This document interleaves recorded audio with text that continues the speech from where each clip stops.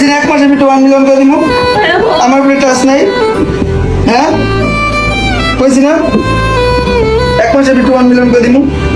হ্যাঁ এই টিকটক মারানির কুত্তার মতো হাউমাউ করে কান্দা দেখি প্রথমে আমি মনে করছিলাম এই মেয়েটির হয়তো বাপ মা মারা গেছে অথবা তাকে শূন্যতে খাতনা অর্থাৎ মুসলমানি দিয়েছে। ও মেয়েদের তো মুসলমানি দেওয়ার জায়গা নেই। বিশ্বাস করেন রাসেল ভাই, আমার যখন মুসলমানি দিছিল আমার মনে হয় না আমি এই মেয়েটার মতন এইরকম হাউমাউ করে কান্না করছিলাম, যতটা না নিজের টিকটক আইডি হারায়ে কুত্তার মতন ভাউ করে কান্না করতেছে।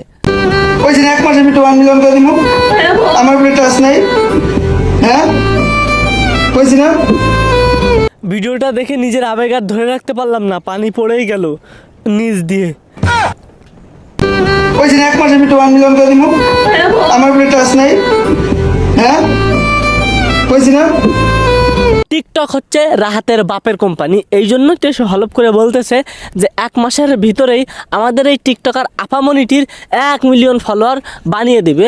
শুধু প্রতিদিন তার কাছ থেকে এইভাবে জড়িয়ে ধরে সান্ত্বনা নেওয়া লাগবে, কারণ প্রতিদিন রাহাতের কাছ থেকে এইভাবে জড়িয়ে সান্ত্বনা নিলে ফলোয়ার তরতর করে বাড়তে থাকবে।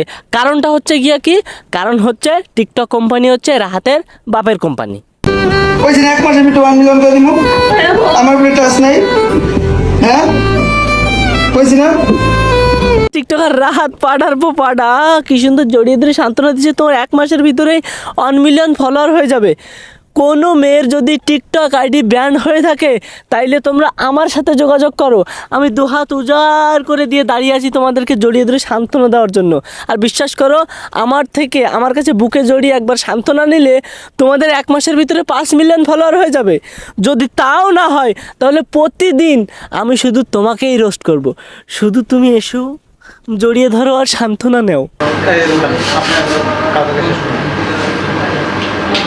যদি কেউ আমাকে বলে যে আপনার দেখা সবথেকে বেহায়া নির্লজ্জ লোকদেরকে আপনি দেখান, তাহলে আমি আমার চোখ বন্ধ করে আমি কাপল ব্লগার এবং টিকটকারদের কথা বলে দেব।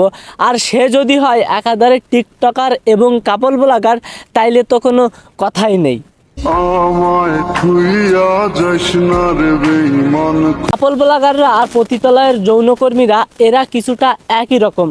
ভিউয়ের জন্য কাপল ব্লগাররা সব কিছু করতে পারে, আর টাকার জন্য পতিতালয়ের যৌনকর্মীরা সব কিছু করতে পারে। পতিতালয়ের যৌনকর্মীরা টাকার বিনিময়ে যেমন আপনাদেরকে সব কিছু দেখাতে পারে এবং সব কিছু খুলে মেলে আপনাদেরকে উপভোগ করাতে পারে, ঠিক তেমনই কাপল ব্লগাররা এবং টিকটকাররা ভিউয়ের জন্য, ফলোয়ারের জন্য তাদের সব কিছু দেখাতে পারে এবং তারা সর্বোচ্চ সীমা ক্রস করে সর্বোচ্চ নিচে নামতে পারে।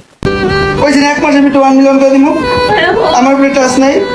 কোন লেভেলের বেহা এবং নির্লজ্জ হলে টিকটকে এসে এইভাবে ভিডিও বানাতে পারে একবার চিন্তা করেন। একে তো ভাই তোর এই যে মিম, এই যে টিকটক মারানি আপাটা, এর গায়ে তো কিছু নাই, সামনে কোনো উন্নাফন্না কোনো কিছু নাই, তারপরে আবার কান্না করতেছে, সেইটা আবার বুকে জড়িয়ে ধরে সেই ভিডিওটা আবার আপলোড করতেছে। মানে মানুষকে চুদির ভাই বানিয়ে, ইমোশনাল বানিয়ে তাদের থেকে ভিউজ ইনকাম করতেছে, সেইখান থেকে তারা ফলোয়ার ইনকাম করতেছে। কাকে কেন্দ্র করে, কাকে বিক্রি করে? রাহাতের বউ মিমকে বিক্রি করে। এর মানে কিছুটা বউ ব্যবসায়ীদের মতন এরা হচ্ছে একেধারে কাপল ব্লগার এবং টিকটকার। কইছি না 1 মাসের ভিতরে 1 মিলিয়ন করে দিব। আমার উপরে ট্রাস্ট নাই?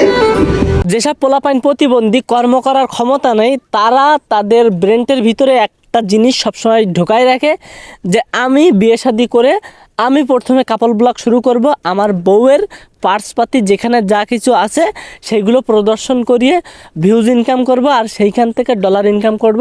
মানে মোট কথা হচ্ছে বউকে দিয়ে বিজনেস করাই খাবো। ভাই আমি বলতেছি কি, এইভাবে ভিডিও না বানিয়ে তোর বউকে তুই দৌলতদিয়া যৌনপল্লীতে ওইখানে দিয়ে আসতে পারিস, মোটা অঙ্কের টাকা পাবি রে ভাই, 100 ভাঙা টাকা। আমি বিশ্বাস করে আমি দেবো, অনেক টাকা দেবো।